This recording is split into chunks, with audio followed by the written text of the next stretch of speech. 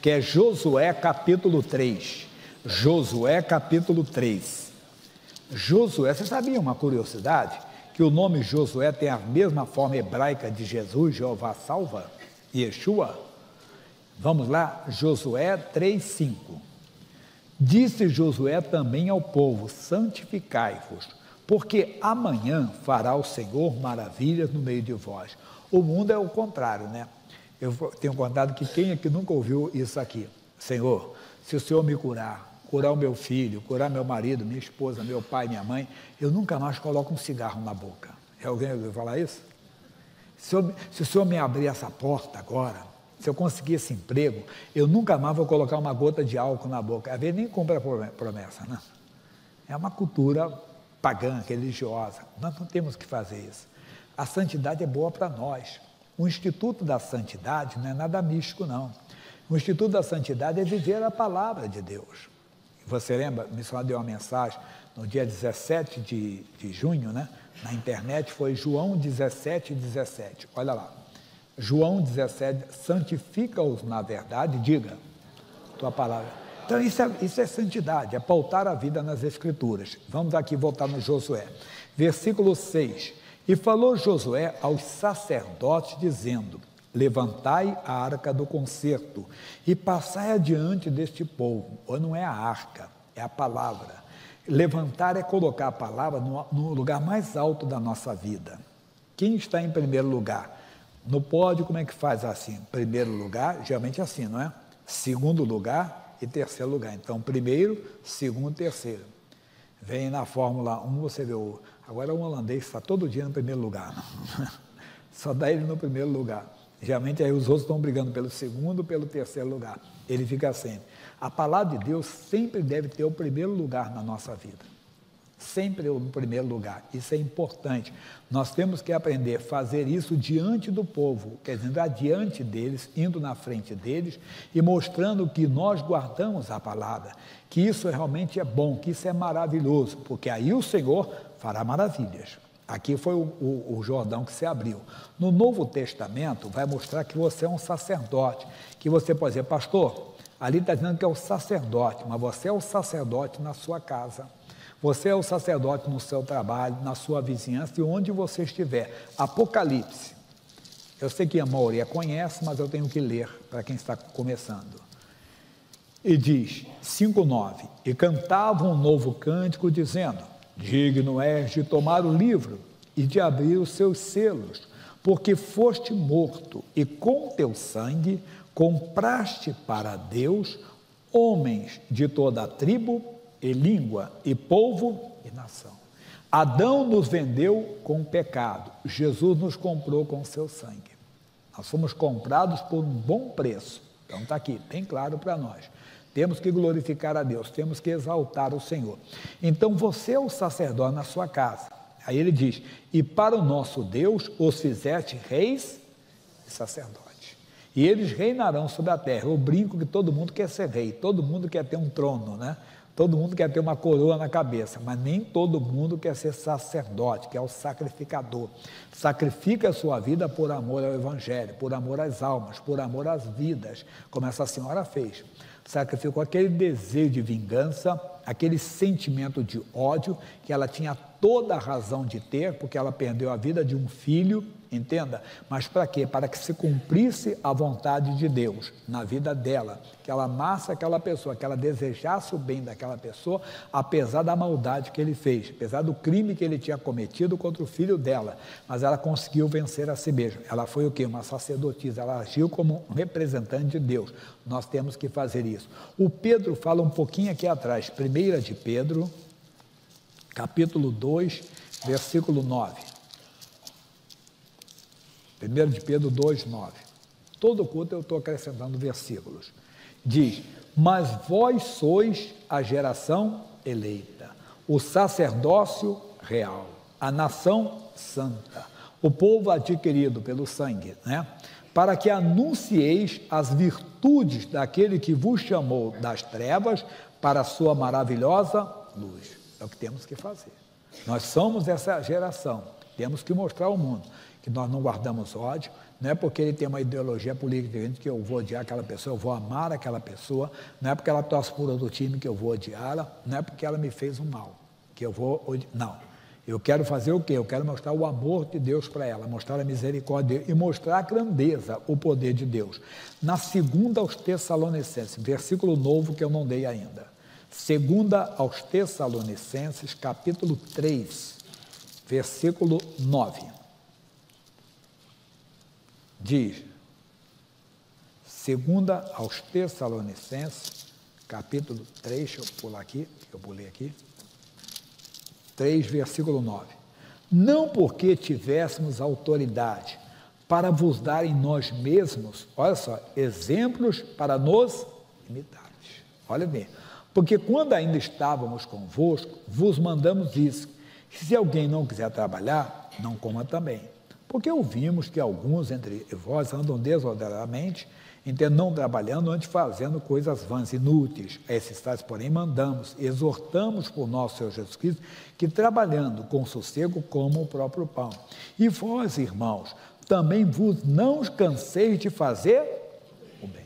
Então, nós temos que dar esse exemplo. Até aqueles que trazem problemas, aqueles que são até, vamos dizer assim, desordeiros, nós temos que amá-los.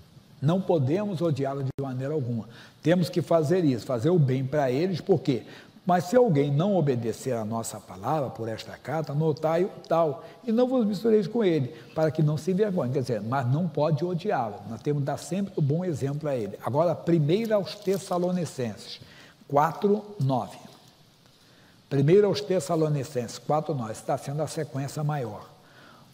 Diz, capítulo 1, desculpa, eu falei capítulo 1, versículo 4, tá? 1 aos Tessalonicenses, capítulo 1, versículo 4, diz, sabendo, amados irmãos, que a vossa eleição é de Deus, porque o nosso evangelho não foi a vós somente em palavras, mas também em poder no Espírito Santo. Eu tenho chamado a atenção da igreja. Nós temos que orar para isso, para que não entre outro evangelho. O evangelho, ele é pregado, mas ele é demonstrado com poder. Lembra sempre da igreja primitiva, a oração. O que ela pediu? Primeiro, ousadia para pregar a palavra. Ele vai colocar ali, eu leio com vocês. Atos 4, 29. O que diz lá? Agora, pois, ó Senhor, olha para as suas ameaças. As ameaças tem no mundo, que não devemos pregar, que não podemos pregar. Entendo que não podemos falar disso, falar daquilo. E concede aos teus servos que falem com toda ousadia a tua palavra. Que é ousadia, intrepidez, coragem. Às vezes nós seremos intimidados a recuar, não podemos recuar, temos que falar a verdade. Eu estou comentando que de vez em quando você ouve muito isso, as pessoas do mundo secular fazer uma pergunta para um evangélico, se a pessoa é pública, ou até para um pastor direto. Pastor, o grupo tal vai entrar no céu? O grupo tal vai ser salvo? Eu disse que eu responderia assim. E por que você está fazendo essa pergunta? É uma maldade, que você está querendo fazer o quê? Colocar a sociedade contra a igreja. Que a igreja estraga a raça. Todo mundo aceita, a igreja de Cristo não aceita. A igreja de Cristo não aceita esse grupo, não. Preste atenção no que a Bíblia diz, eu falaria. Você está citando um grupo, mas lá na Bíblia Sagrada, na primeira carta aos Coríntios 6:10, tem uma lista de pessoas, de grupos que não vão entrar. Por exemplo, os adúlteros. Mas ninguém pergunta se o adúltero vai para o céu. Alguém pergunta? Não. Mas por que querem colocar?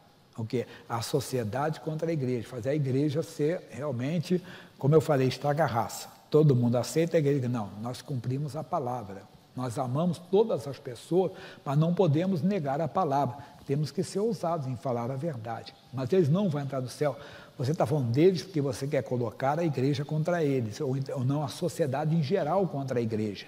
Mas a Bíblia diz, por exemplo, no Apocalipse 21:8, que os mentirosos não entrarão no reino dos céus. Você não pergunta isso.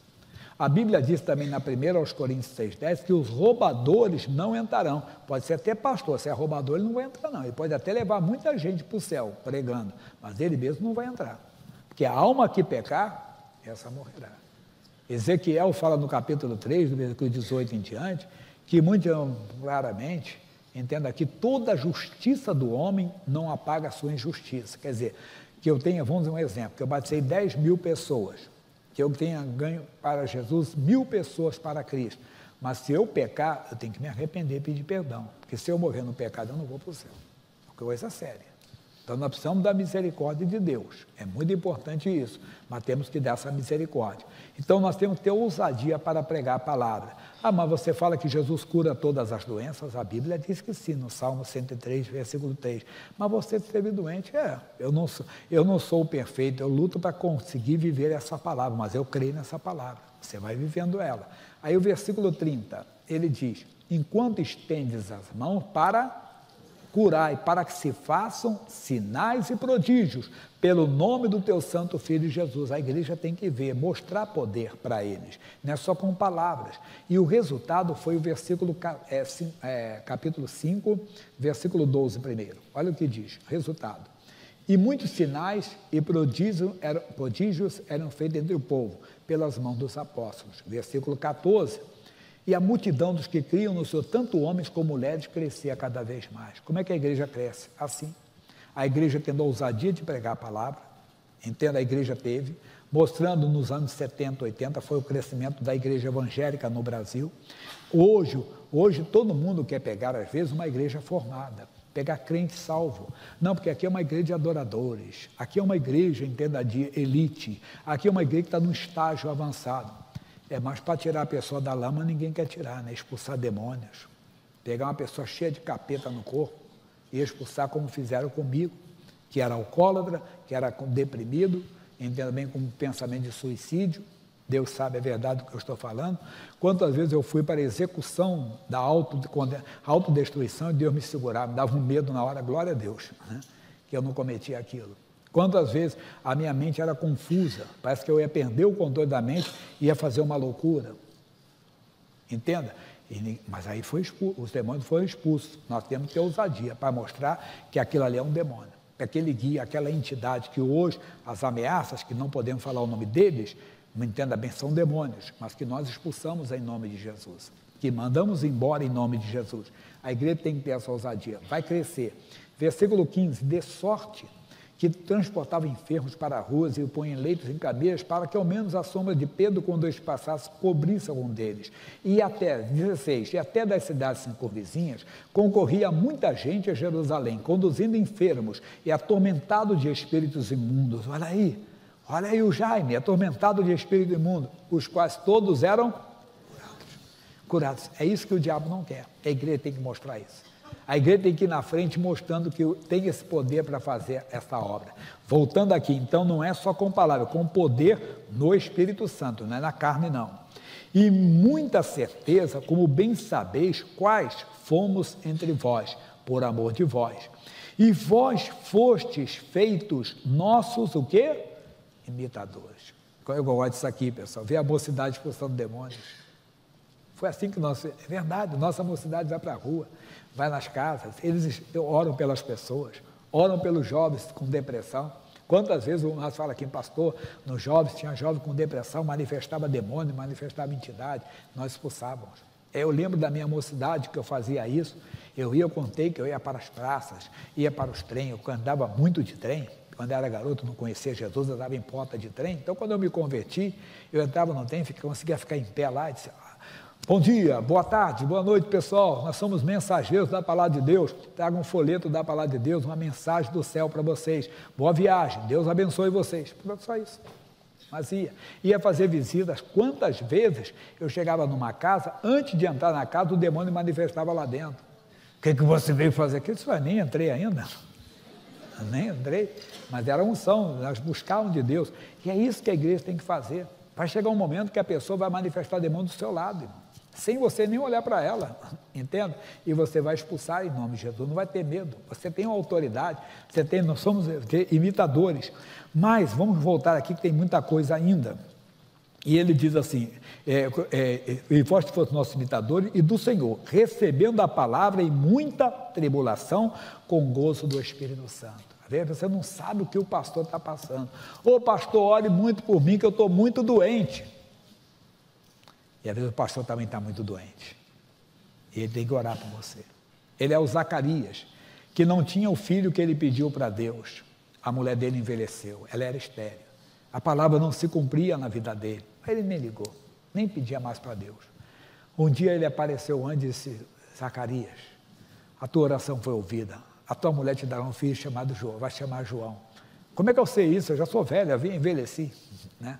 Mas ele continua. Então, às vezes, em muitas tribulações, verdade, às vezes o que estamos pregando para você, perdoa, nós mesmos estamos lutando para perdoar também. Quantas vezes estamos dizendo para você, esqueça, e nós também estamos lutando para esquecer também. Quantas vezes, fala assim, mas é que você, aí alguém diz assim, é que aquele pastor fala, porque ele não passou pelo que eu passei, você não sabe o que ele passou também. Então, nós vamos ter isso. Vai acontecer com você, que uma pessoa com uma luta vai pedir para você oração, a mesma luta que você está enfrentando. E ele diz, mas com gozo do Espírito Santo, que isso irrita, isso incomoda algumas pessoas, elas não entendem aquilo que eu falo sempre para vocês. Eu não entendo essa pessoa, eu estou sabendo da doença dele, eu estou sabendo da vida dele, do problema que ele está enfrentando, eu estou sabendo do que ele está passando. Mas ele não estava sendo artista, ele não é um ator, não. É que ele está no gozo do Espírito Santo. Por isso, mesmo enfrentando uma doença, mesmo enfrentando um momento difícil, ele está de cabeça erguida, ele está com semblante feliz, porque ele tem Deus na vida dele. Não é que ele não tenha lutas, ele tem Deus, é diferente. Terminando, pessoal, e de maneira que foste exemplo para todos os fiéis na Macedônia e Acaia. Aqui na frente, 1 Timóteo 4,12. 1 Timóteo 4,12, ninguém despreze a tua mocidade, ou a tua velhice também, nem a fase adulta, mas ser o quê? Ser o quê?